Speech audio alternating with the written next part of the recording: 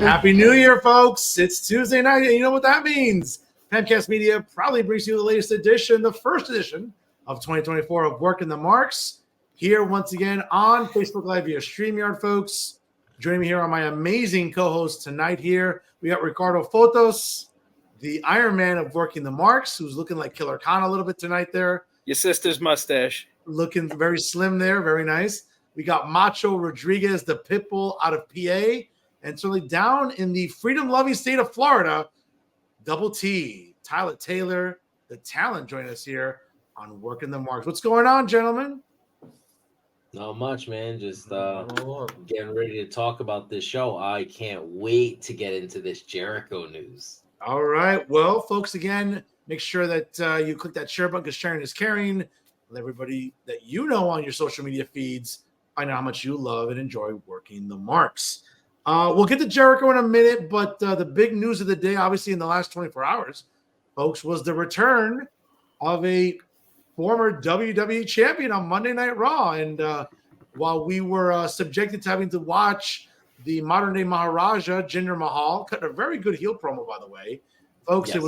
It was overshadowed by Dwayne Johnson. Just that building almost exploded in San Diego yesterday with the return of The Rock. And certainly a pretty good segment that took about, I think I looked at the clock, it was about almost 25 minutes of a segment on Raw. I mean, I can't imagine the metrics last night when The Rock returned. Certainly having a war of words with Jinder Mahal, some great catchphrases by The Rock as always, very spontaneous. Until it ended with a little bit of a mini brawl between Jinder and The Rock. And certainly as The Rock would intimate, he was looking to get something to eat last night in the great city of San Diego. He talked about where he should go. Should he sit at a booth? Should he sit at the bar? Or should he eat at the head of the table? And that mic drop moment, folks, almost broke the internet last night and drove marks up the wall. Guys, what were your thoughts when you saw The Rock maybe planting the seed finally for that eventual showdown with his cousin, Roman Reigns? I thought to myself, finally, The Rock has come back to take his proper and his rightful place in the main event of Night 2 of WrestleMania, because that bleached head fuck does not deserve that spot. He already got an opportunity. He's been so lackluster this year. No, I'm just kidding. I really just wanted to get the typical eye roll from Tyler. No, I thought people were just irrational last night. Like when I was watching people, and then this morning when I got on and I paid attention to it, I was like, God damn! Like we know that the objective is to, as you said before the show went on the air, the objective seems like it's going to be Roman versus Randy, Rocky, Cody. We all know that, you know, they want Cody to finish the story, whether that's now or whether it's at the Survivor Series, so that way Roman breaks the streak. Whatever it is, I think people need to understand Rocky's not coming back to win the fucking title, and he's not coming to take anyone's spot. He's just coming back to help further the legacy in which Roman Reigns is created. Yeah, I think it's great if he comes back and he's the one that puts Roman over at Mania. It saves Cody, honestly, because I don't think people would want to see it a third time. So it's great that he's back. Other than that, I don't care. Took his dad 3 tries. People were invested for that. But yeah, people had more patience back in 1980, whatever, than they do now. But Tyler, in fairness, though, I mean, when we saw the great rivalry between Dusty Rhodes, Cody's dad, and Ric Flair, I mean, it literally took Dusty until that third try to get that iconic win. Very much, I mean, it's a different circumstance, but did we complain about having to wait for Rock to get that win against Stone Cold in the third try? I don't think it's the worst thing in the world. I did. I just don't think they'll do it. I don't think they would do it 3 years in a row. So I think if he didn't win, he'd be, shit out of luck. Or it would have to come on a smaller stage. So I think it's great that it's going to be The Rock. It gives everyone the match that they've been looking for the past when did we start hearing about this? Like 2022. 2021? 2022. Yeah, so like it gives everyone the match that they've been looking for all that length of time, and it prolongs the storyline with Cody and probably saves him because I don't think people have the patience this time to wait for the third try at this point in time. Pat? I would say that it's all been going according to plan, and I think that right now they have the opportunity to have The Rock come in, do a shot with Roman.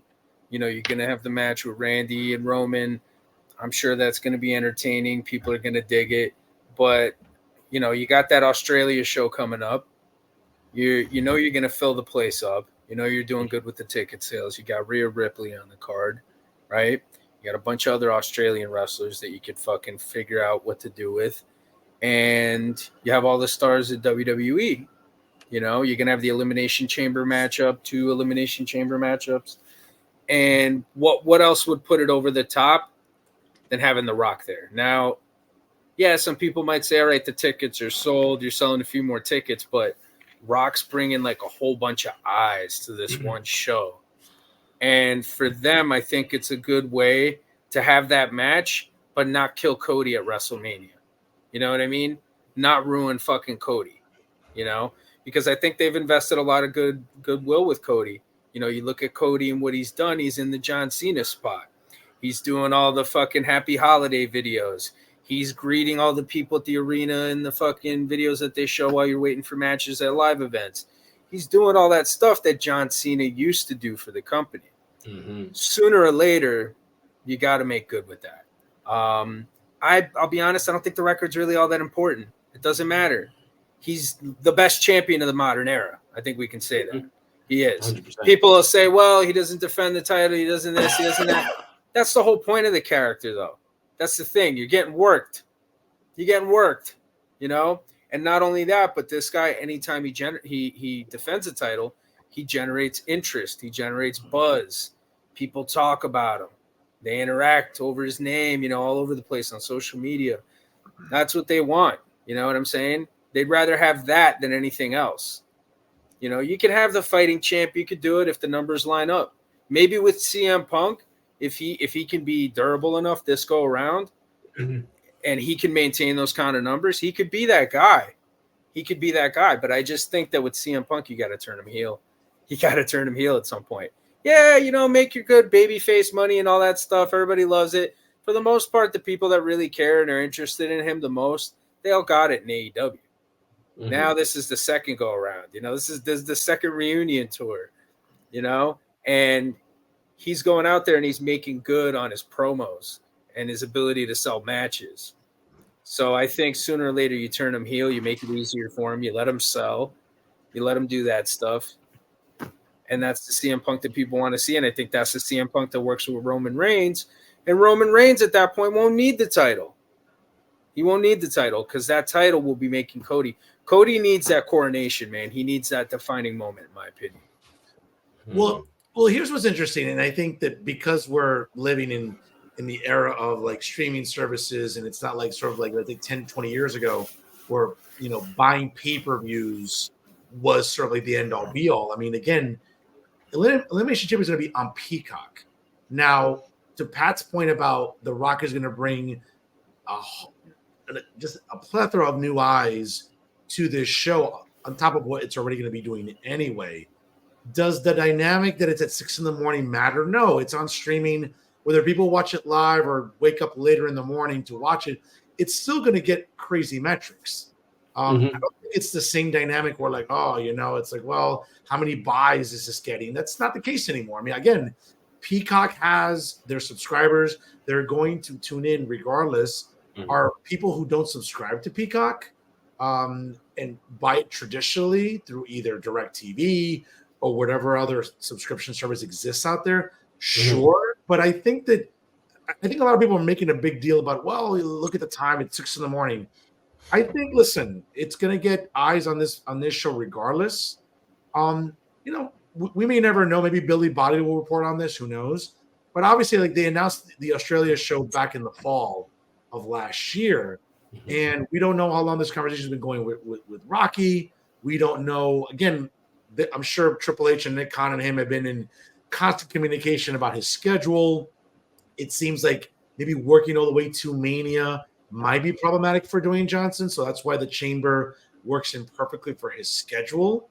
I just think a lot of people online are making a big deal like, oh, why would you do this at Chamber at 6 a.m? Who's going to be watching? First of all, it's a global PLE. People from all over the world will be watching, so that's irrelevant.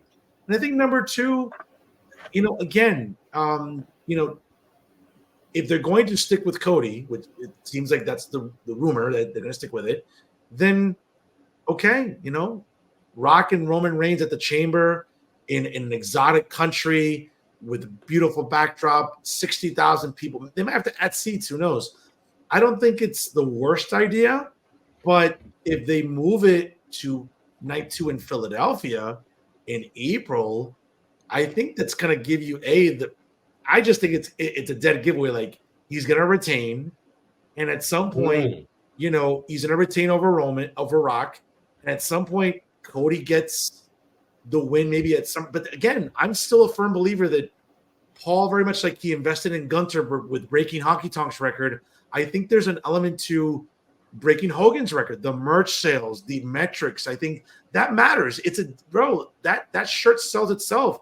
Collectibles, giveaways, posters. It's a business. I don't understand why it would not be the worst thing in the world to have him retain until at least September, where Cody could win it at whatever's September. I don't know. I'm not unforgiven anymore, but whatever it is, I don't think it's balls of fire. Oh, Jesus, help us. Whatever it could be, I don't think I don't think Paul holding out and driving batshit crazy is the worst thing in the world, guys. Yeah. It was payback this year, wasn't it? I get what you're saying. I think it was payback actually. Yes, Ned, you mentioned it. I think the whole thing with Roman, man, it's like I see what you're saying, but like, they've done it already. They've done it. Now is the point where like you've made so many people, and you still have a couple other people left to make out of this whole bloodline angle. Like, so many people have come out like for the better. You know what I'm saying? Sammy, Kevin, Jay, Jimmy. Jimmy's one of the best fucking heels on fucking SmackDown, dude. Dude's in main events all the fucking time. You know what I'm saying? You got Solo. You got the Heyman turn.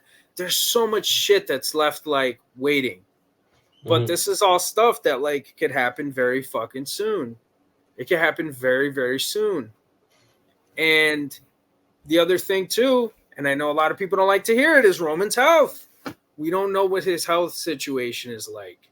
We don't know if he can consistently work that type of a schedule over and over and over again.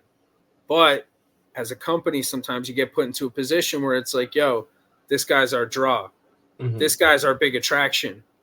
What are we going to do? Are we going to take the title off of him? No. You'd rather keep it on him, give him more heat, because Mark's going to complain, well, he doesn't defend his title. Smart shit, Smart shit, but I don't know, man. Look, if they go the other way and they decide to keep the title on him, have him break Hogan's record, that'll work out too. That'll work. I'm not saying it won't, but for me personally, as somebody who's been watching this angle, I'd like to see Cody get the win at WrestleMania. And I'd like to see Roman beat Rocky, because you know what? Let's be honest. Whether it's at WrestleMania or Elimination Chamber, Roman's going to retain. He's not going to drop the title to him. So at least you build up the legend of Roman Reigns a little bit more going into WrestleMania. And you kind of set that tone. Look, they're masters at doing what they do. But I personally would like to see Cody get the win. I really would. Yeah, Tyler, what do you think? With you. I mean, that's what I would like to see. I don't know that I trust him to do it. And I keep hearing people say Hogan's record. What record exactly is that? Well, I think that he doesn't have a record. Well, I think the premise is predicated on total amount of days, and I think people are just sort of. So they just wanted to pass him. Because I know on the website it's sort of like listed as different reigns. Excuse the pun. Where the WWE title means something different from the Universal title.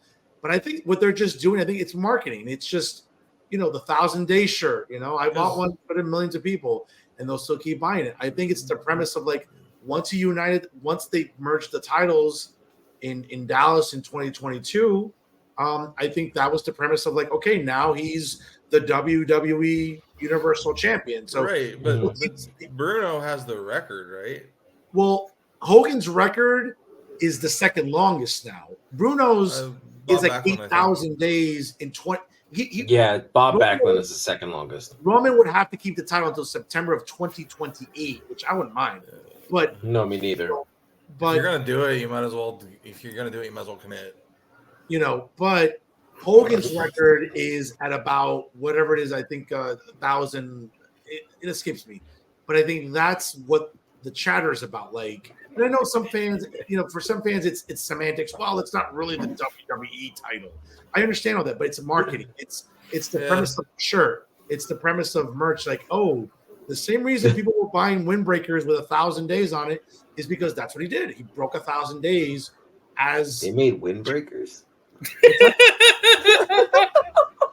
What are they called? I didn't They're called hoodies, bro. They're called hoodies. What the fuck? No. They're not the hoodies, but the material. No. A sweatsuit, whatever the top. A track jacket. It's a track jacket. Okay, whatever you kids call it today. I don't know. It's not kids. This is what it's been fucking called for fucking decades. I don't know. What are you talking about? I never go anywhere without my Roman Reigns windbreaker. You never got a fucking track jacket? A fucking Adidas track jacket? No, I never got a matching track jacket? No, I haven't. Fernando. So you've called it a windbreaker this entire time? A windbreaker with running pins. No, windbreaker's a different type of material. Pat's wearing the fucking sweater like right now. Okay, like that's the type of jacket that they sold it. It's a track jacket. Yeah, it's a track jacket. Okay, cool. Track jacket. Fucking windbreaker. They sold track jackets / windbreakers / whatever. Windbreaker. I have been broken. That is the most Hispanic thing you've ever said on this show, Fernando. Referring to it as it's a windbreaker. It's a windbreaker. I mean, you kids are, I don't know. You kids, it's what it's been called for 50 fucking years. Adidas has been around that long. I feel like you're all on my grass. I have to fucking scream at you. I don't know what the fuck. Unbelievable. Oh my god. But, ponte un windbreaker, okay? But again, fans get into the semantics of like, well, it's not really the same ring as Hogan. I just think it's a marketing ploy. And listen, if they did it with Gunther, if they did it with New Day, with having the Usos break that record, I'd be shocked because there's money to be made. And WWE's as a machine, corporate wise, have been great at a lot of things for over 40 years. The one thing they have been exceptional at, if they can find a way to get it out of you and make a t-shirt or a cap or a poster or a wristband of something, they'll find a way. And that's why I think this is money. Roman retaining, breaking Hogan's record in September, and we'll see whatever. I don't know. Maybe it's a Survivor Series. Who knows? Those were all-time records you're talking about with Honky Tonk Man and the New Day versus this is just a streak. And do they even really want to associate themselves with Hogan and the bad press that comes with that in order to force that? But Tyler, Hogan's been fine for years now. Like, I don't understand. Like, he just got saved over the week. Him and his wife just got baptized. They found Jesus. I mean, it's not like Paul. I know. I can't even say it with a straight face. But Paul, like, it's not like Paul and Nick Khan don't see the dollar signs when possible. And if they can find a way to bring Hogan back for an appearance of something, they'll do it. It's not like we haven't seen it before. I think recently they've stayed away a lot. Last time I remember seeing him was WrestleMania 35. Okay, that was 4 years ago. Okay, I was there. I remember being there at MetLife. Okay, sure. That's going on. You're not still there as long as that show was. Yeah. All right, going into 5 years. Okay, fair enough. But I just don't think it's something that they would, again, it's if there's dollars to be made, it's a smart corporate. Like, we don't need business degrees from Rutgers Business School to understand, like, this is a basic model that pro wrestling's been doing forever. So there's money to be made with Cody. You act like there's money to be lost with Cody. Cody's No. making money. Cody's a top Yeah, merch man. seller. He's Yeah. not some flash in the pan like Mid Carter that sold a couple T-shirts that like 5 people bought. Like he's a consistent merch seller. Like he's a big deal. It's kind of a big deal. But no one's Yeah. He's not LA Knight. but no one's saying Exactly. that. Yeah, but no one's.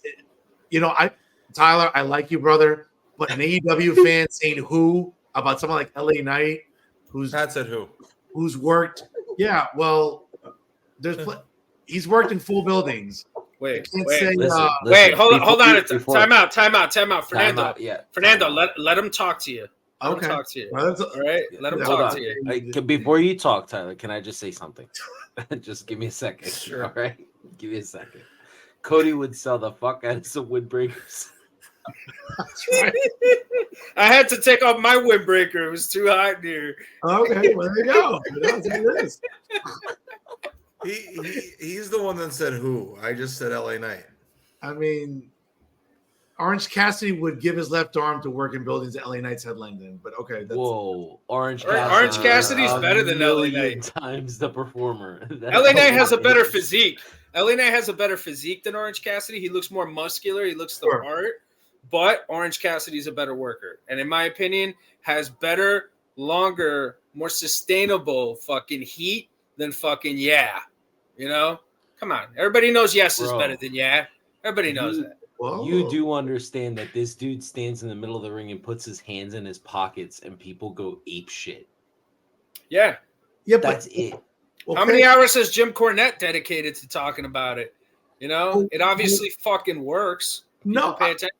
well, I get it. It works for an indie mark audience. That's fine, but I can't imagine. Oh, his style would work in WWE too, though. His in-ring performance, he's just a really good performer. Are you No, saying it's that a you don't worker. think I'm not Okay. denying. I'm not denying the worker, but the fixation on headlining Dynamites for months and months and months when that's not moving the needle, ratings and metric wise, I just find it's funny. But He Wasn't moves LA the Knight needle on- more than anybody else, bro. Was- He's wasn't one of LA their Knight highest on rated guys.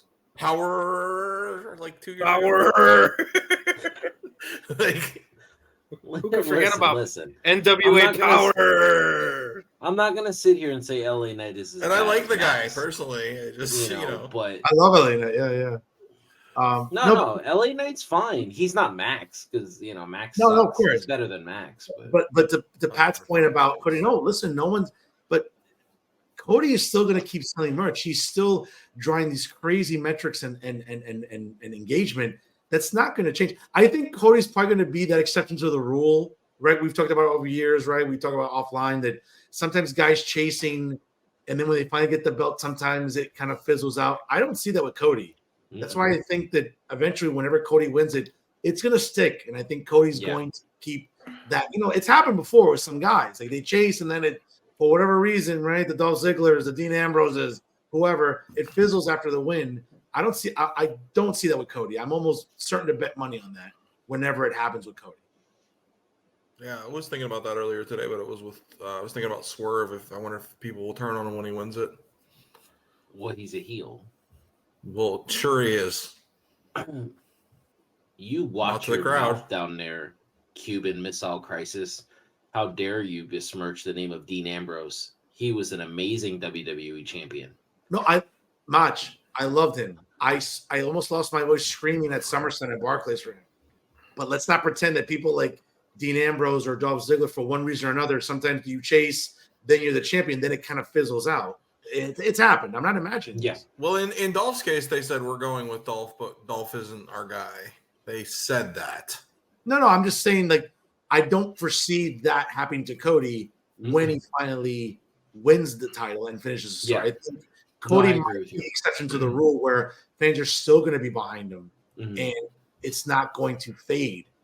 To Pat's point about merch, yeah, Cody's the top merch seller. That's not going to change anytime soon. I just think that, from the premise, going back to, The Rock and what he can do. And I actually wanted to get your thoughts on this, guys, especially the workers here on the show. It was running rampant on Twitter. I talked to Patrick today about it, but like marks online were like kind of poking fun at Dwayne Johnson for like gasping for air after a simple spine buster. And then during the interview, It was a like fans really exaggerated that, and I thought that was a bad look for Marks Online to be that punitive for something for a segment that was so great. Listen, it's for someone his age to come in to take heat from Jinder like he did, to do his entrance, to cut the type of promo, like he was completely like he was gassed before that happened. By the time he got to the spine buster, which they missed the spot, and he had to do it from the other angle. If you watch it, he was supposed to hit the spine buster. Jinder over rotated, and they had to do it again. So, like, he was already moving quickly. Of course, he was going to get gassed, but he will be prepared for his match with Roman. There's no way he would waste his cousin's time by coming back and just gassing out like that. Like, he's one of the greatest performers ever. Like, his style, his in-ring work is not hard to do.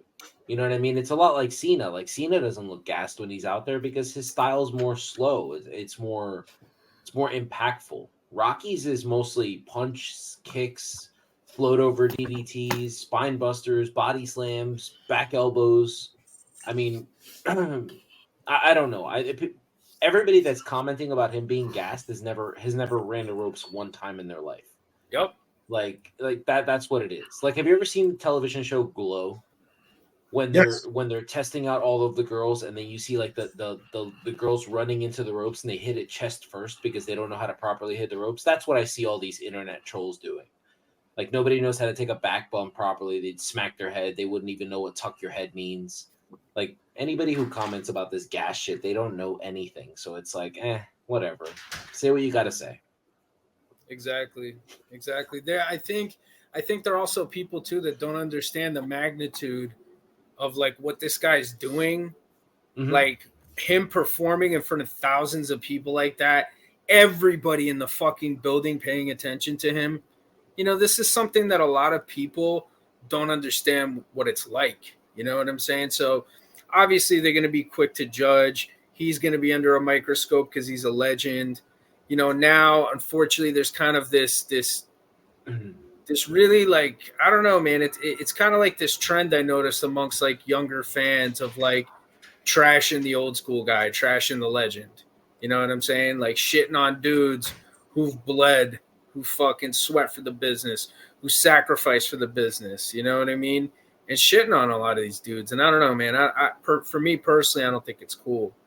Well, you know, I agree with you, but I wanted to run this by you, Pat, because I feel like you have a good insight into this. We see Adam Copeland debut in AEW, and people lost their fucking minds. He's in his 50s.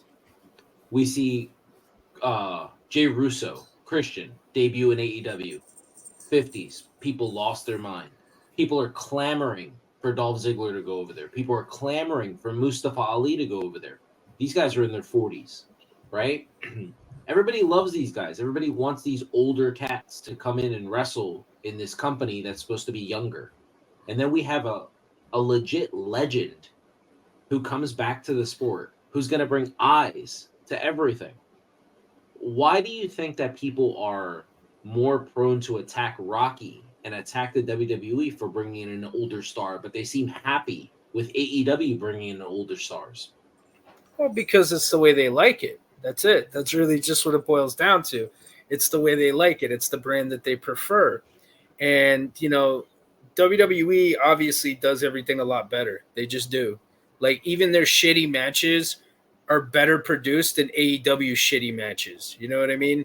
Like, they're just done in a way that it looks a lot more professional. It looks a lot crisper, a lot cleaner, a lot better.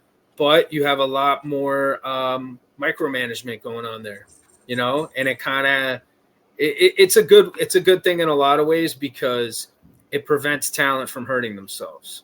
Mm-hmm. It prevents talent from doing a lot of things that they shouldn't be doing, which we've seen is kind of a problem in AEW. Mm-hmm. But you know, all that being said, man, I just think it's preference. I think it's just that the AEW fans like it the way they like it. If The Rock showed up in AEW, they'd lose their fucking minds. And he could go and he could cut a promo that he cut fucking 25 years ago, and everybody would be eating out of the palm of his hand like they were in that building. Doesn't matter. You know what I'm saying? I wonder too if it's a lot of The Rock has kind of teased us a little, like for the last 2 or 3 years we've been expecting something and it just hasn't happened, and so now everyone's just like, yeah, okay, whatever. There could be a little bit of exhaustion. There could be a little bit of that, but I mean that changes really quick once a program becomes good. You know what I'm saying? Mm-hmm. You know, like once they get up and running with the program, and you know you have one good TV segment between Rocky and Roman, it's a wrap. Or even Rocky and Heyman, it's a wrap. You know what I'm saying? Yeah. It's a fucking Inject wrap. that into my veins, please. Yeah, that's good shit. That's good shit, pal. But you know, I don't know, man. Thanks, Vince. I think that's the mentality. You know, that's the mentality of a lot of fans. They're very tribalistic, and they enjoy legends on their terms in their brand. But when the other company does it, it's under the microscope. And the same thing with WWE fans. They're looking at AEW constantly for the fuck up. They're looking at AEW constantly to see when they drop the fucking ball so that they could come and shit on it. You know? It is what it is. It's just fans being fans. It's just marks being marks. They definitely dropped the ball Saturday night. Which again, well, you know, I'm glad you brought that up though, Mach, because again, sort of segueing into our next topic here, you know, as 2023 came to an end, it was Worlds End. Nassau Memorial Veterans Coliseum in Uniondale, Long Island, New York. AEW finished the year with its last pay-per-view, and certainly a pay-per-view with, number one, 12 matches, 3 on the pre-show, and then 9 on the main card. Yeah, this motherfucker's not on my level. What are you doing on the show? What's that? And Woo! That's right, Mr. Masses. What's up, brother? And certainly, listen, I think a lot of fans had objections online about the length of the show. Certainly, Keith Lee being physically unable to perform at that event on Saturday night, obviously forcing Tony Khan to replace Keith Lee with Dustin Rhodes, and obviously having to face Swerve Strickland. I'm not sure if fans are having a little bit of fatigue already of the Keith Lee Swerve Strickland feud. Certainly some highlights from the evening I think that fans went crazy about. You know, obviously Adam Copeland and Christian in the no disqualification match. Certainly that match got a lot of, like, I don't know, I guess banter online and in terms of what that match meant. Certainly the other championship matches, I think fans were, I mean, listen, it's hard to look at Eddie Kingston and Jon Moxley as a match that you like. That, how is that not a bathroom break? I mean, these are two guys that are just, it was a sloppy match. What the fuck? It was a sloppy match. It was a sloppy match. I was watching the Cowboy game on Saturday, then I went out for some drinks. That was fucking sloppy. What's that? Well, that's true too. And then I watched a replay on Sundays. I was doing work, and I'm watching that match. I'm like, we went through a month-and-a-half long tournament to have Eddie Kingston face Jon Moxley in the finals, and that match just wasn't good. It just looked like two guys. You want to talk about guys being gassed or tired? That match just, it was a bathroom break match. I found myself like, oh, good. I just got back from Florida. I can do laundry in my house now. Here's a perfect excuse to go to the washer and dryer and pick up clothes or put clothes in it. Like, that match just wasn't good. And then you look at the rest of the card. It just, and then a very anticlimactic reveal of the devil. Listen, whoever paid $50 American for that, again, you're devoted. God bless you. But Tony Khan, that's, you know, if anyone's going to think he's still Booker of the Year after that show on Saturday, again, I know that there are certain banned substances that have been legalized in certain states in this country. I'm sorry. You can't look at that show on Saturday night and think that was a good show for AEW. I'm sorry. No, I agree. First things first, Sean, I thought you were more of a stunner guy. I thought you were more of a Stone Cold Stunner guy. Well, what are you doing with the sharpshooter here? Like, I'm pretty sure you're a big Stone Cold Mark. Also, you better be careful. You better be careful, though. He's gonna break your windows or your windows. Excuse me. He's gonna break your windows And then he's going to give you a power driver in the backyard. All right. I'm just happy he didn't ask me how my cock was. But anyway, so that would have been like real classic. But anyway, Yeah, that's true. That's true. Yeah. First of all, Tyler, you and I talked about this on Saturday, or the last time we had a show.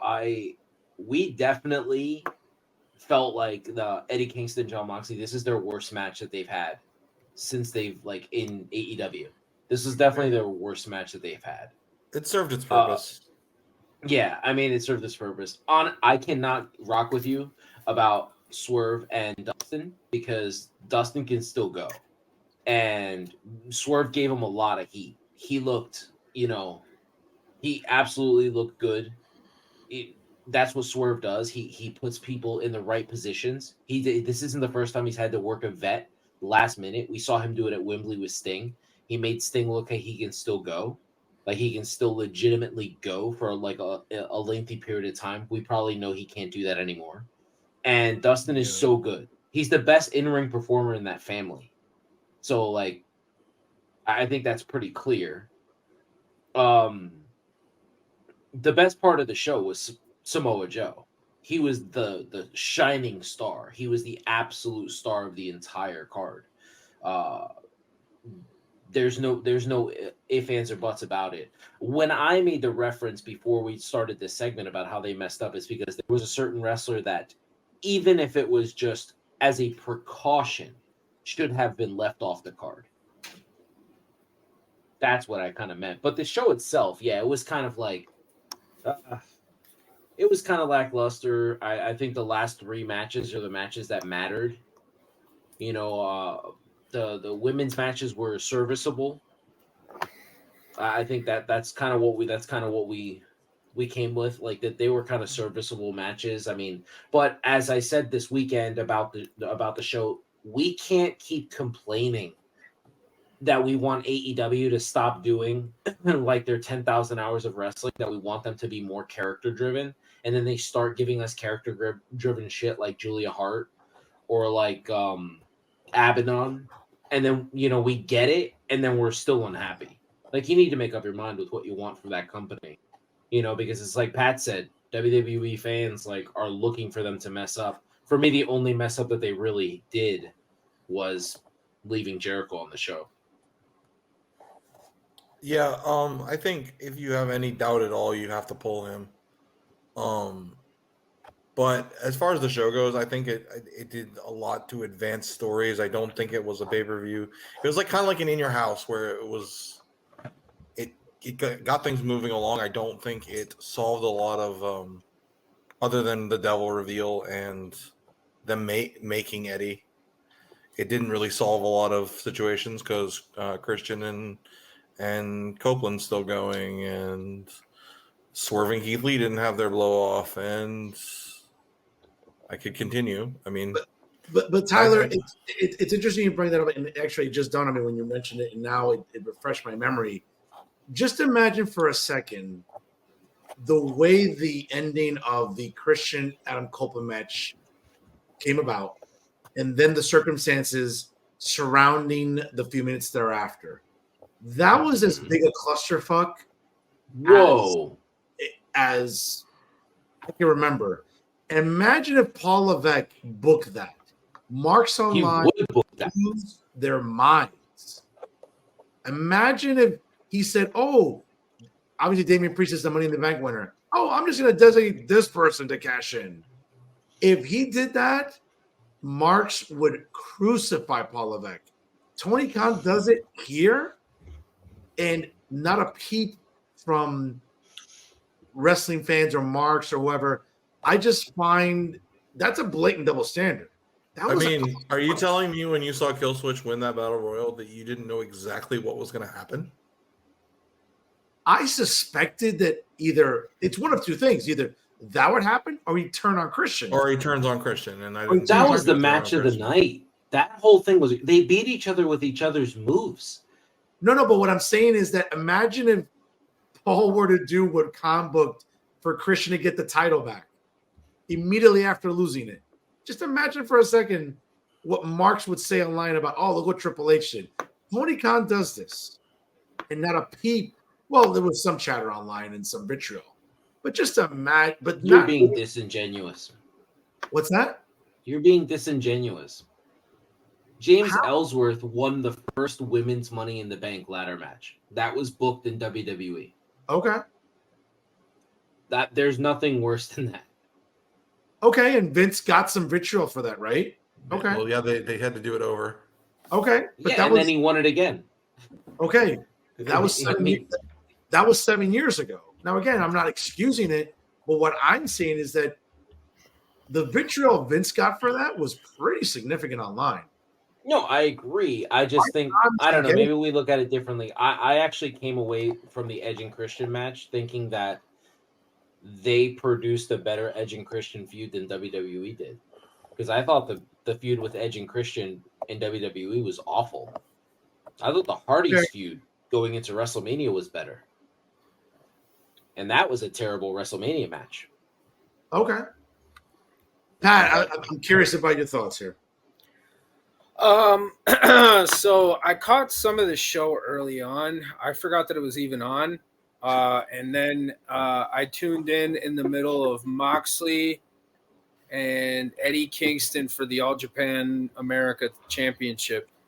And then I was just like checking back, like watching some of the stuff, the Jericho thing. I definitely think they should have pulled him, either that or issue a statement. They still haven't issued a statement. And, again, it's funny how the people who judge Vince McMahon and came out for Vince full bore, like, aren't really there for Jericho right now. It's interesting, but we'll see how that develops. But I do think they should have done something. They should have pulled him or said something, not addressing it and like whatever. He's going to get a fucking reaction with that crowd, and it's not going to be a good one. But if that's what Tony Khan wants to do, that's what Tony Khan wants to do. So the Moxley and Kingston thing, I get it, right? And I get that they're trying really hard to make Eddie Kingston a thing. And he's a good talker. I'll give him that. He was a good worker when I used to see him in Jersey All Pro. He worked very much that strong style, that Japanese, All Japan 90s style, which is basically that's what this whole tournament is. It's like an American G1 climax with like, you win the fucking Triple Crown for fucking All Japan. That's what it is. That's the feeling behind it, That being said, I was just turned off by the tournament altogether. I think it was just way too convoluted. I think the format is not easy and digestible. I think the guys that they put over in it weren't exactly the best guys to put over in it. I think it would have been a good opportunity to make a guy like Jay White, Swerve Strickland, throw Bryan Danielson there at the final too, fuck it. Like use all these guys. Like, I don't know. I don't see it with Eddie Kingston. I get that he's like AEW's Tommy Dreamer. Like that's what he is, That's exactly what it is. But I don't know, man. It's tough. And Moxley, like he's good at what they want him to do, but like it's just not there for me. It's not there for me. It's not there for me if I'm being honest. It's not. And then with Little Flair losing the title, Little Nature Boy losing the title, I know Fernando was so sad about that, but Fernando's excited for Flair for the gold. When it comes like Little Flair for the gold. And the reign hasn't been entertaining. It hasn't been. He's had some good matches. He's been good for them, though. He's performed where he's needed to for them to help them ratings-wise, all the PR shit that he was doing. I'm so shocked that they didn't promote his role in the movie in Iron Claw a lot more. Again, this whole thing, like even the picture with John Cena, that's something that they could have put up. It's a picture of him and John Cena. Who cares? That would have been something cool for them to do. All these little things, like just their promotions, like it just, I don't know. It doesn't make sense to me. But him losing the title, Whatever. He loses it to Joe. Okay, good for Joe. You know, he's a dependable guy. Is this Samoa Joe the most compelling Samoa Joe we've ever seen? No. Could it be? Maybe. I don't know. Maybe. Who knows? But I'm not terribly interested, if I'm being honest. And then the Adam Cole thing, you know, like it was either him or Jungle Boy. And you have fucking Adam Cole come out there. You already know what the deal is. They do the reveal. Okay. All right, fine.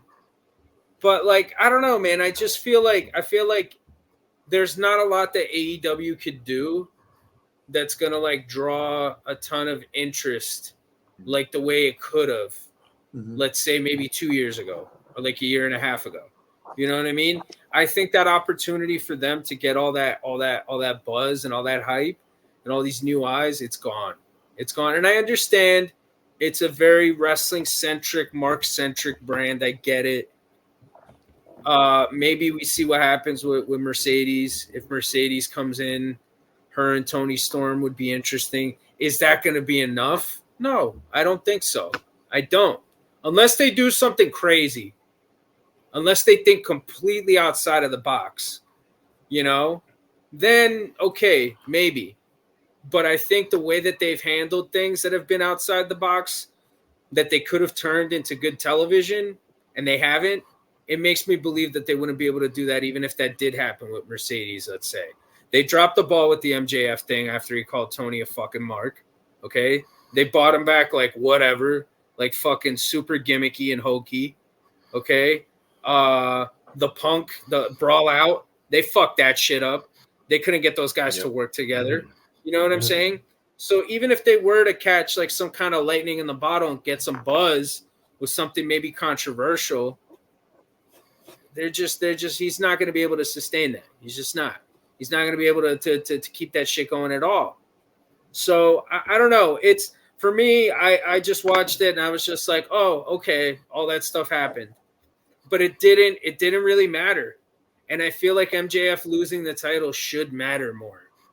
This is your fucking champion. It should feel like him losing the title matters more, you know, but it didn't. And then, you know, the whole devil reveal was just, okay, great. Adam Cole's the devil. Can he fucking walk? Can he fucking walk without a crutch? Then what fucking good is it if they're not going to fucking fight? Oh, it's going to be a slow burn. Great. By the time we fucking get there, you're going to lose another 100,000 viewers. Like, well, I don't know. I mean, Pat, to your point, I mean, I think listen, I think everything you said was spot on. I'll even double down on this. You know, one of the things that was disappointing about that entire reveal is, okay, you know, yes, MJF's been dealing with some nagging injuries. Good way to write him off TV, lose the title. Having said that, it's okay. We don't know what Cole's condition is. He's still in a walking boot. We don't know, again, how close he is to a full recovery. And in the meantime, you're creating this faction. Like, when I saw Wardlow there, I said, wait a second. There was this sort of fixation once, you know, the Pinnacle broke up and then Wardlow went face and got his independence from MJF. They would try to push him as like a solid mid-card babyface with the TNT Championship. And then all of a sudden now you took him out of a faction to stop being the muscle to now being the muscle of another faction again, where, okay, are we just going to recycle the Pinnacle and at some point he's going to get tired of Adam Cole and then turn on Adam Cole? Like, it just seems like Khan is recycling something for the sake of like, okay, well, we need to write MJF off television. Fine. Is this new faction going to be like a powerhouse just going to run rampant or run roughshod over the AEW roster? Like, what do you call it? I don't know. It's the mid-card mafia. I know Pat wrote that in our chat. I think that's a kind of ironic name for a faction, possibly the mid-card mafia. But I mean, it was a very flat show. I think in some respects, some good matches. Obviously, Copeland and Christian was a good match. Obviously, mafia, that's great. Shout out to Patrick on that one. That was brilliant on his part saying that. It just seems like this now more than ever is a reminder, like how necessary and how imperative it is for Tony Khan and AEW to get some streaming subscription service, because again, if you're going to subject fans to pay $50 a month for pay-per-views, which are almost kind of coming monthly now, who knows? I don't think there's anything coming in January, but I know Revolution is in March. I'm not sure what's coming up in January or February, but I think now Revolution's the next one. What's that? Yeah, they're Revolution's skipping the 2 next months. one. Okay, cool. All right. Well, if that's the case, then great. But This guy's driving to North Carolina to go see Sting's final match. oh, nice. Oh, and Saturday, Charlotte. The Revolution. Oh, that's our Greensboro. My bad. I'm sorry. Yeah. You going to Revolution? Wow. Why, you want to come? I'm good. But they'll thanks be in anyway. Charlotte. Yeah, they'll be in Charlotte. I gotta see Sting. I've never seen him before, bro. I gotta see it one time. Like I fucking, like I gotta go see him. Interesting. So yeah, no, I mean, it's just I think now more than ever this Saturday just reminded. It should remind Tony Khan or AEW fans, like, you need a streaming service. You can't be paying $50 for pay-per-views like this, especially when they're not good shows. And, at some point, what are you doing to the audience? What's the ROI for what you're paying? Like, it's not great. The last couple of pay-per-views have not been great. And you're subjecting fans to paying $150 in 90 days for shows that aren't very good. Again, I'm far from it for me to be apocalyptic and a complainer, but I'm also being a realist. Listen to this guy talk about the Yankees for 5 fucking minutes. Then get back to me on that. We already had that conversation. Yeah, he was snapping out. He even shocked Tyler. He shocked him into silence. All Out was a good show. I'm not gonna. I stated that before on this show. All Out was a good show. It was better than which All one was that? Which one? That one. All right, the stadium one was All In. Yeah. Okay, and All Out was the other one. The stadium one only had 1.5 good matches. Yeah, Punk's match. Punk's match, and then Sting and Swerve in their 7-minute segment. That's it. I don't remember anything else on that show. Exactly. Oh, was that the one where Ospreay tried to kill, or Kenny Omega tried to kill Ospreay? One of them tried to kill the other one. No, Omega almost killed Ospreay. Omega almost. That was Ospreay. Yeah. No, that was All Out. No, that was All Out. Yeah, All Out. Okay. Okay. Yeah, because Omega, Ospreay, and Brian Okada was the same show. That was Forbidden Door. Okay. Yeah, Forbidden Door. Yeah. They all just kind of bleed into each other. Yeah, they all look alike. All In was the one that John Moxley decided to let. I knew Fernando would pop for that. I knew he would. Skewers in his head. Oh, wait. All In was you see this? This is real glass. Crimea River. Was that Crimea River? I was All In with Jack Perry in London, yes. Okay. Yeah. That's when nobody picked up Punk at the airport and he stole the fucking show. That match happened. I walked out to the gate to let my stepdad in. And in the time it took us to walk back, Punk had beaten Jack Perry's ass and was in the ring fighting Samoa Joe. Amazing. When he came back, he was Terry Punk. Like he had the long tights, he was Terry Punk. And then that last show he was Terry Punk Hogan. Like he went full blown Terry Hogan, fucking cup in the ear, the whole nine, like because he knew it was over. He knew it was over. He knew it was done. And he worked Joe, and it was a great match. That should have been the main event for that title. I think that would have been better than MJF and fucking Chiquiting. I think that would have worked out a lot better. But whatever, bro. Hey, that match was awful. I bitched about that match for like 45 minutes in Tyler's Facebook Messenger. I just kept leaving him fucking messages over and over and over. That match was terrible. But the thing is that it didn't have to be. Like, it could have been a really good wrestling match had they just put it in a different point in the card. And it doesn't kill him. And this notion that it's like, oh, the main event has to have this spot of the card. Like, the title has to have this spot and this. Like, come on. No, it's a fucking card. Put it together. Whatever's got the most heat going into it, that's the main event. That's the fucking main event. Come on.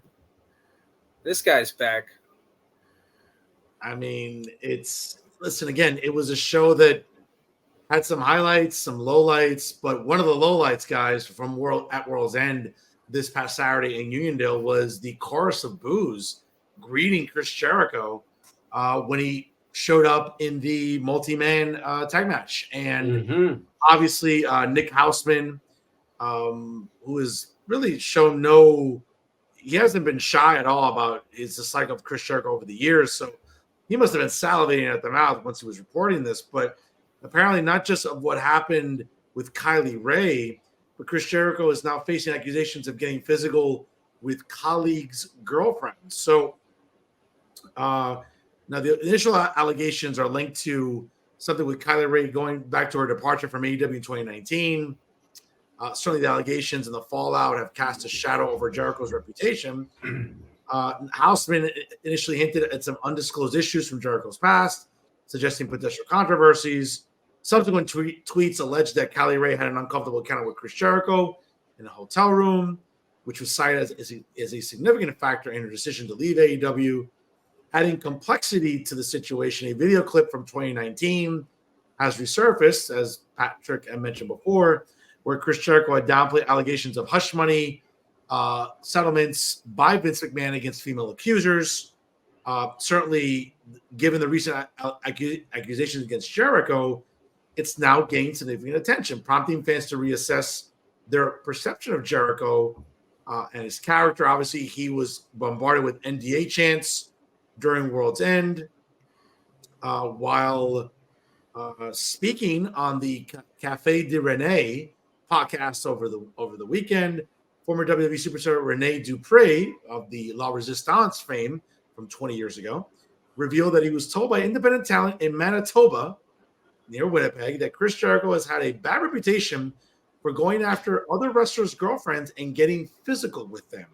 It was added that Jericho was notorious for such deeds, which was considered a sin back then. Not the best of weekends for Chris Jericho, and certainly we're going to wait and see where these allegations go. Is it the first main event talent to try to get pussy on the road? Certainly not. We're going to find out to what extent Kylie Ray's accusation is going to hold water, and if we're going to see the publication of text messages, DMs. It's a bad look. It's a bad look for Tony Khan during the media scrum, looking like an absolute fucking idiot with Tony Storm's hat on and glasses, addressing that when he was approached about it during the scrum. It's a bad look all around for AEW. Again, let's see what happens with this.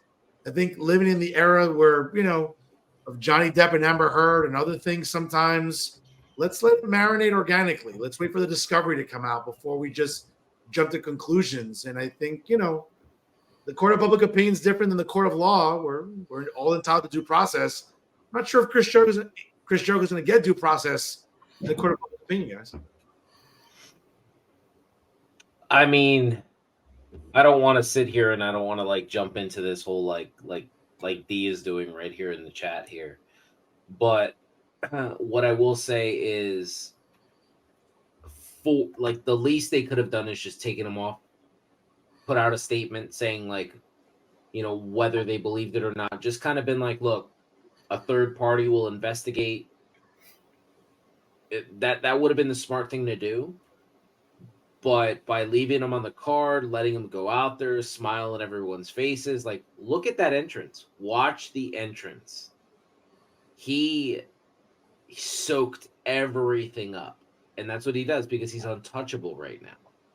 That's how he feels. He feels untouchable. So that's the problem. We don't know if he did it. We don't know if he didn't. Honestly, like Dee said, he's innocent until proven guilty. But what'd you say, Pat? You wouldn't be surprised if he's been doing this all along. Well, I mean, what has he become now that he's betrayed? Everyone he's ever loved, he's pushed them all away, and he's been a slave to the Judas in his mind. Is there something left for him to save in the wreckage of his life? His life. Oh my God. No. Hey. I got a little Christopher Walken at the end there, but dude, like I'm not surprised. I'm not fucking surprised. If it happened, I'm not surprised. I mean, wrestling's a shady business, you know. There's guys in power that use that power to get ahead and fuck other people over, whether it's other wrestlers, women, fans, whoever. You know, it's there's nothing like walking out through that curtain and having a crowd in the palm of your fucking hand. It's just it's intoxicating power. It really, really is. And the better you get at it, the more intoxicating it becomes. And, you know, because of that, you're going to have people that are going to throw themselves at you, people that are going to want to be attached with you, you know, like people that are going to want to be under your umbrella. Mm-hmm. And using that power, whether having influence over booking or pushes or whatever, you know, for whatever talent, you know, that shit, it's addictive too, you know? And another thing that I think also doesn't get talked about, and again, I'm not taking any sides. I'm not trying to like politicize this in any type of way. I'm simply speaking from what I've seen in my time in the business, you know? And I'm not some fucking gray old veteran, but I saw a lot of things consistently in a lot of different places while I was working. And it's fairly commonplace. There are female talents that are trying to get over.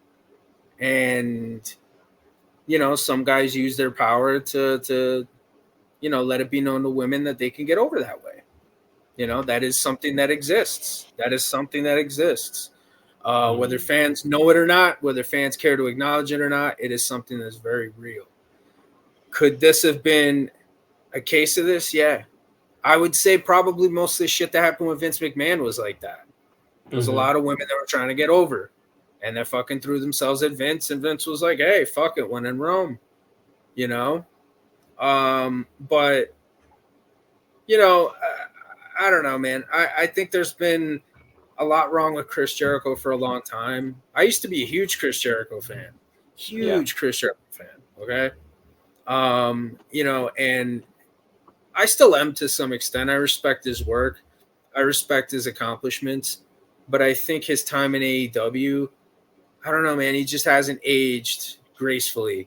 He hasn't gone into that next phase of his career as gracefully maybe as he could have. And I don't think he's done anything to really help anybody. He hasn't really made anybody with all these clicks and all this shit that he's done. And to me, it seems like he's consistently ruined that kid, Sammy Guevara. I mean, again, there's probably a lot more there than we know about. You know, it's not entirely fair to blame one person or the other in that instance, but he's definitely had somewhat of a hand in it. Let's just say, right? Yep. But I just think that to me, he seems like a dude who's getting paid a lot of money, and to Macho's point, is untouchable, and is doing whatever the fuck you want, and is finally having the opportunity to do it, like the way he saw guys like Hogan do it in the '90s when he was in WCW, you know. Or the way he saw other main eventers do it in the 90s when he was in WWE or whatever. You know, any one of those guys. Those are guys that had fucking influence, though.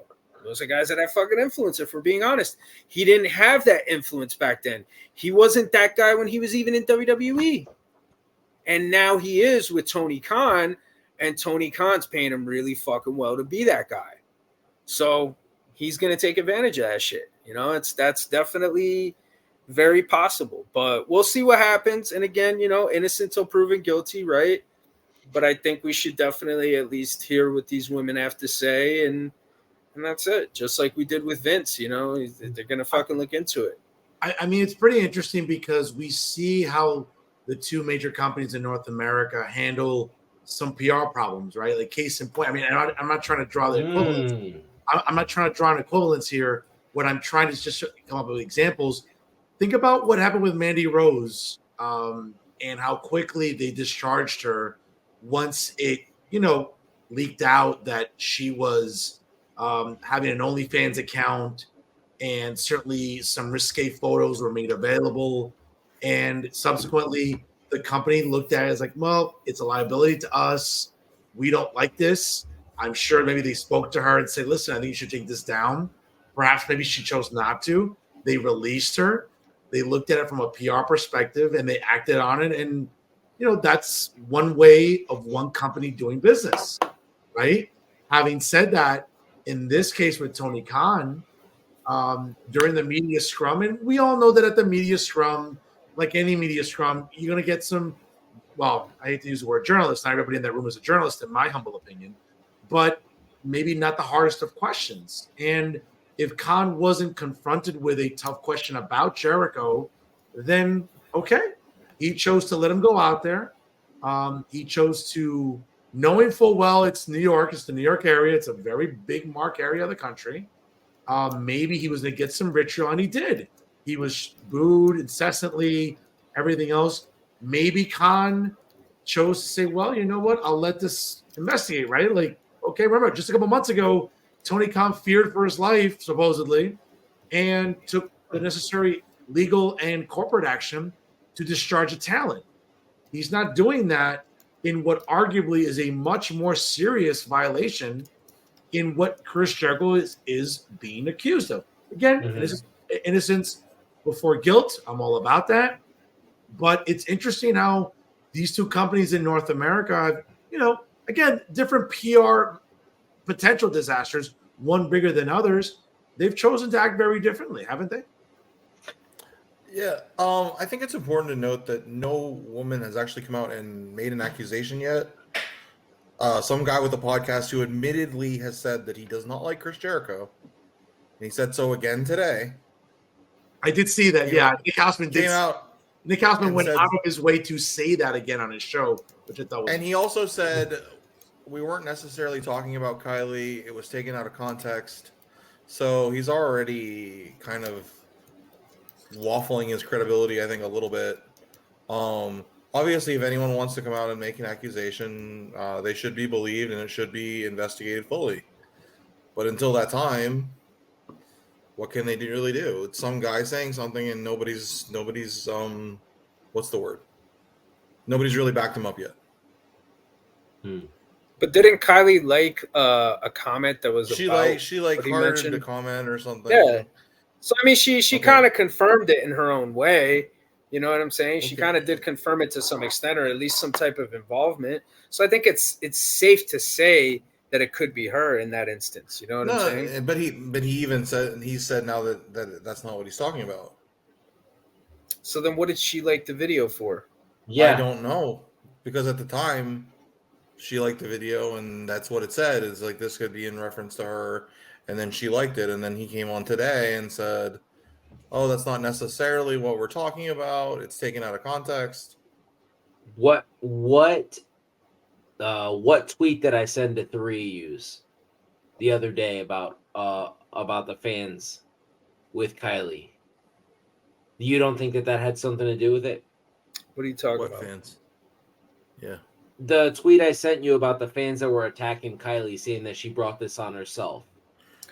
That's a bunch of toxic idiots. Exactly. So you don't think that if Hausman has a relationship with Kylie, that he probably walked it back a little bit just to get fans to leave her alone? She's think probably he could have attacked.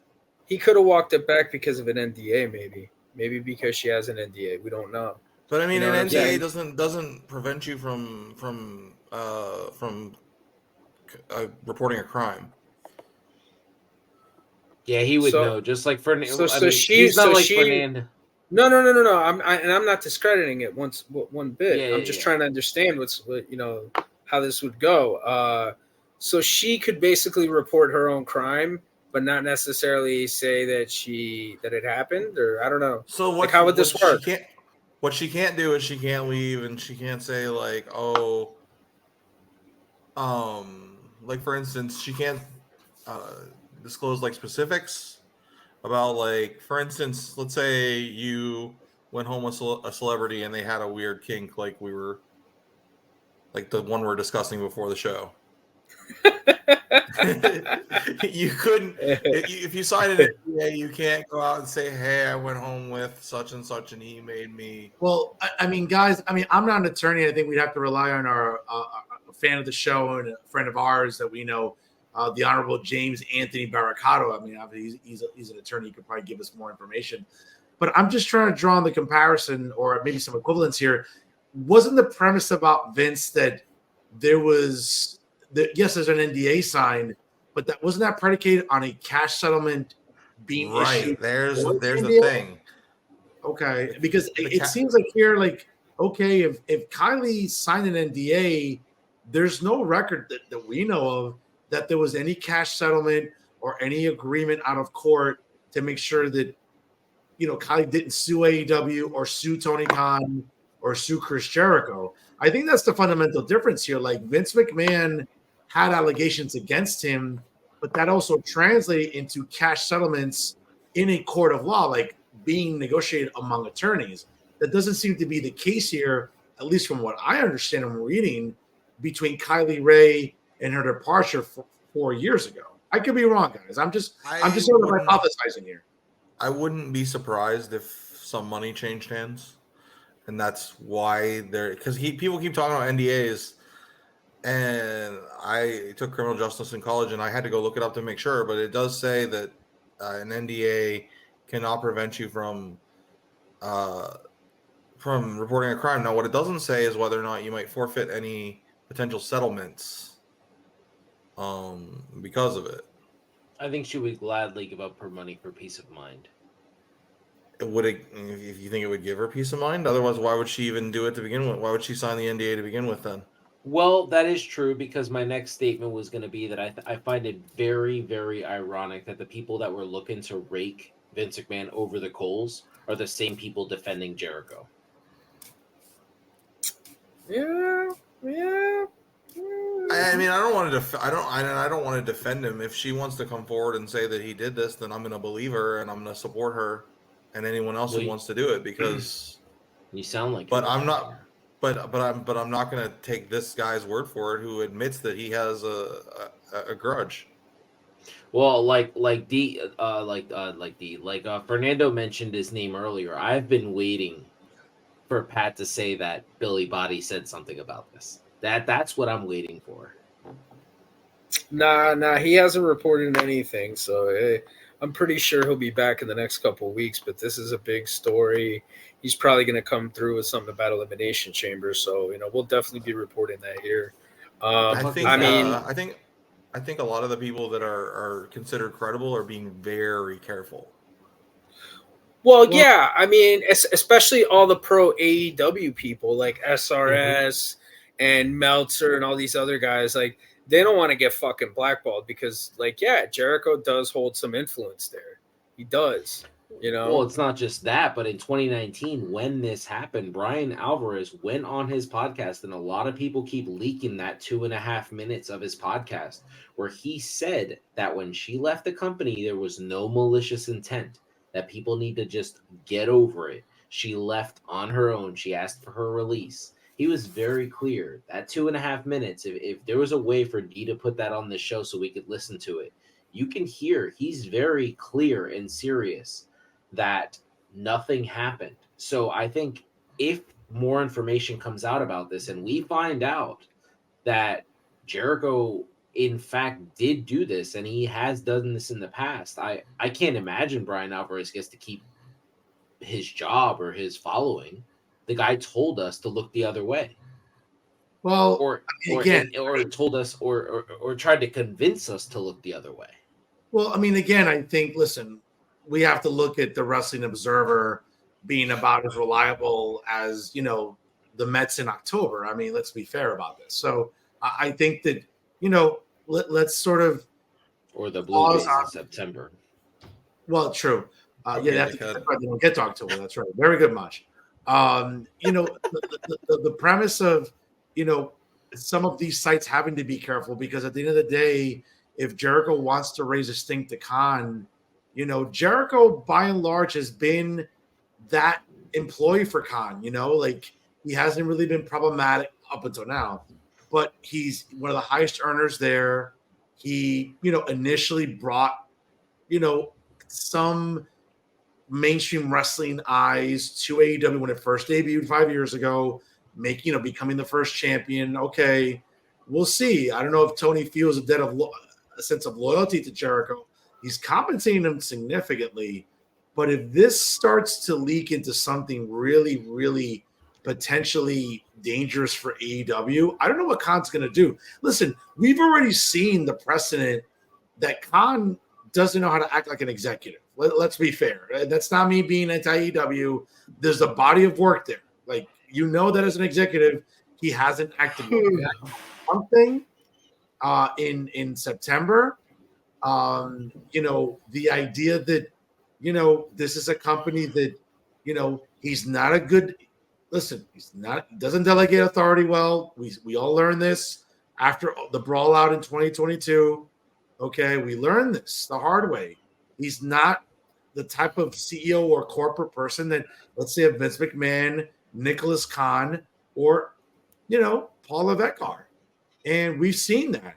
Does this surprise us that we don't know that what's going on right now, that he hasn't taken any action whatsoever to discipline anybody, or that, again, he's the CEO of a company. He hasn't acted like one. It's not like I'm making this up. I don't need the time stone or the reality stone in my hands in a gauntlet to tell me what's obvious about Tony Khan. He's been a bad executive. This right here, if it's true about Jericho and stuff leaks out, maybe it will, maybe it won't. But if it does, this only adds to the ongoing legacy that Tony Khan is and continues to act like an incompetent executive of a multi-million-dollar company. It's hard to argue that. Mosh, did you just read something because your eyes about popped out of your head? I was just shocked that the Cuban Terminator just, made Marvel references. Okay. I thought you might have gotten some breaking news.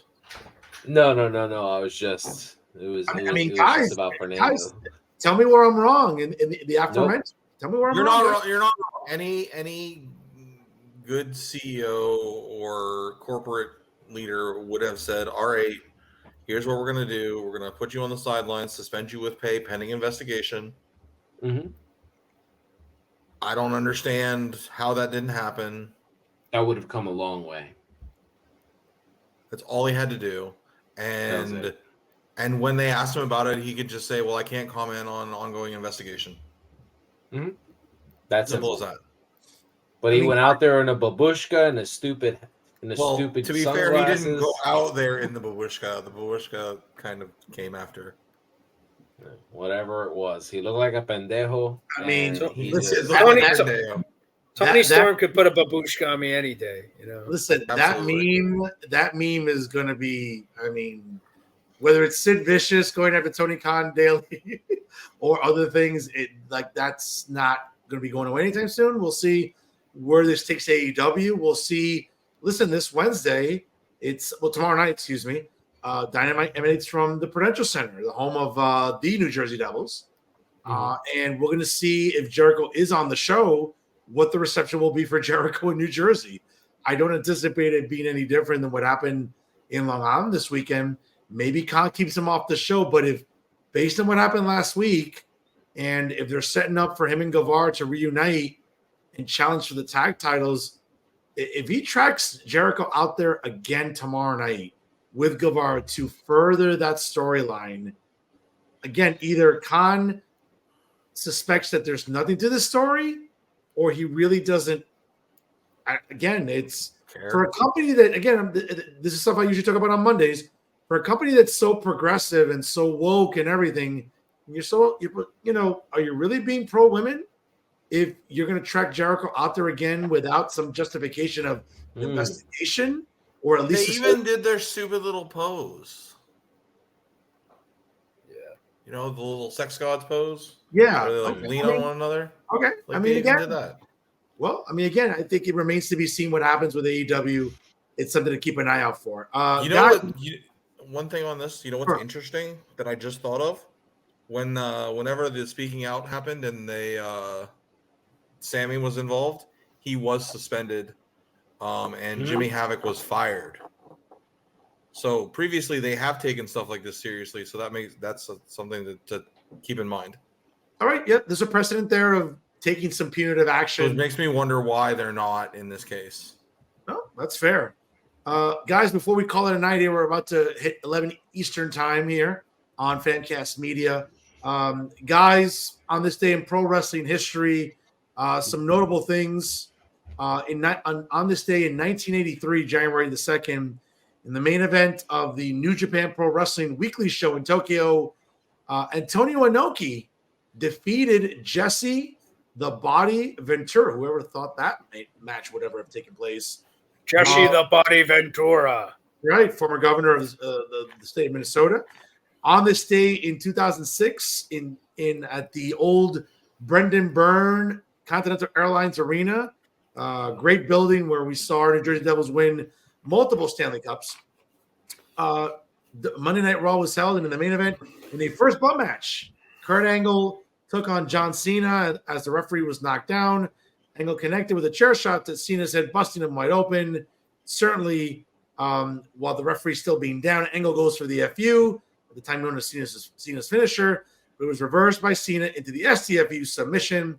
Angle starts to tap as the official is dragged over, and the bell is called for as it is a first blood match, and the win was given to Kurt. In 2016 in Louisville, Kentucky, Ryan Howe defeated Rob Conway in the main event of the OVW Ohio Valley Wrestling Weekly Show to become a two-time OVW champion.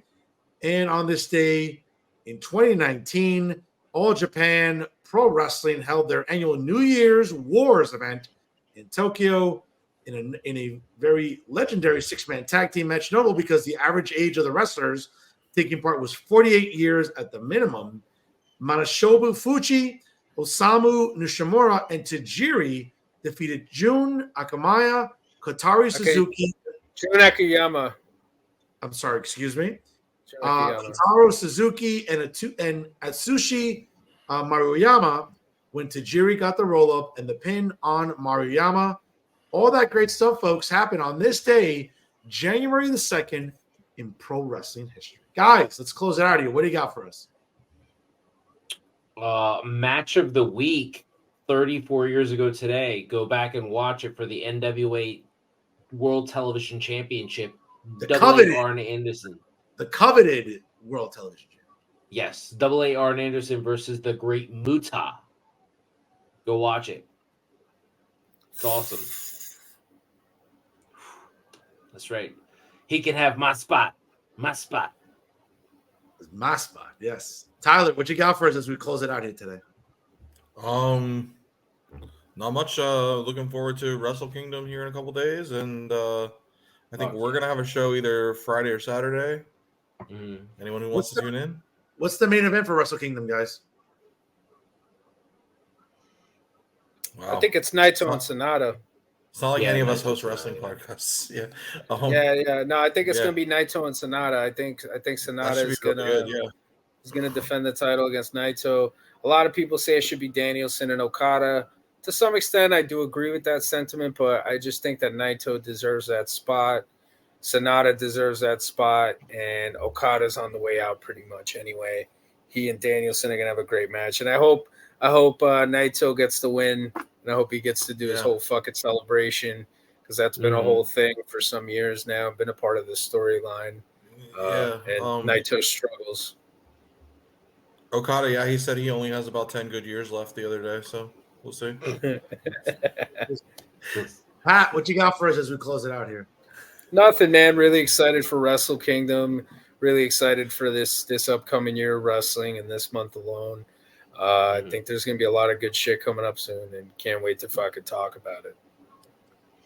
Guys, real quick here, just for my audience as well, coming up this Monday on Real Talk, the president of the New Jersey Cannabis Association, Edmund DeVoe, will join me at 7 o'clock Eastern time. We'll talk about all the advancements in cannabis in New Jersey, what's lacking, what needs to happen legislatively, and all that good stuff going on in New Jersey when it comes to cannabis sales and recreational usage continues to increase, as well as tax revenues and sales. We'll talk about all that good stuff this Monday on Real Talk via StreamYard, on Facebook Live, also on the Jersey First YouTube page. If you're interested in that, tune in this Monday for sure. What time did you say that was going to be on at? Like you said, 4:20? Is that the time it's going to be on at? It'll be on. Unfortunately, it'll be 7:05 Eastern time on Monday. Okay. The 8th of January coming up, but a lot of 4:20 Pacific. A lot of good 4:20 Pacific. Yeah, 4:20 Pacific. A lot of good stuff about cannabis, guys, in New Jersey, and what needs to improve about cannabis sales, and certainly what needs to improve in terms of just expunging criminal records for people and all that good stuff that we're doing with reforms concerning cannabis in New Jersey. You might have to hit me up on that because I'd love to have that expunged. Okay. Well, we'll talk about all of that, folks, once again on Monday with Edmund DeVoe, the president of the New Jersey Cannabis Business Association. You can check out more information about that great organization, nonprofit, at www.njcannabisbusiness.com. So you definitely want to check them out, and good stuff there. Guys, great show here tonight. Folks, check us out on Famcast Media. Make sure you like us on Facebook. Of course, follow us on Instagram and Twitter. Subscribe to us on YouTube. Shout out to Macho, obviously producing the show, and obviously all the great content and our hosts here tonight. Folks, he's Tyler Taylor, the talent here from the great freedom-loving state of Florida tonight. Macho Rodriguez, the Pitbull from PA. We got Ricardo Photos, certainly blaming it on the rain, as we have some inclement weather coming up this weekend here in the Northeast. I'm New Jersey's premier journalist, folks. Fernando Uribe saying so long.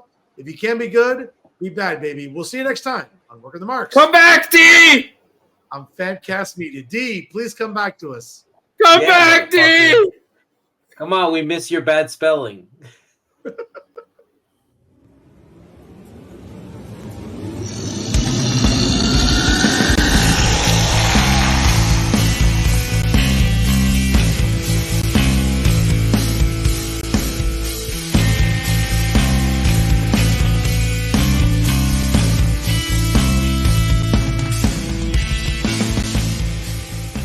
Famcast Media. Bitch.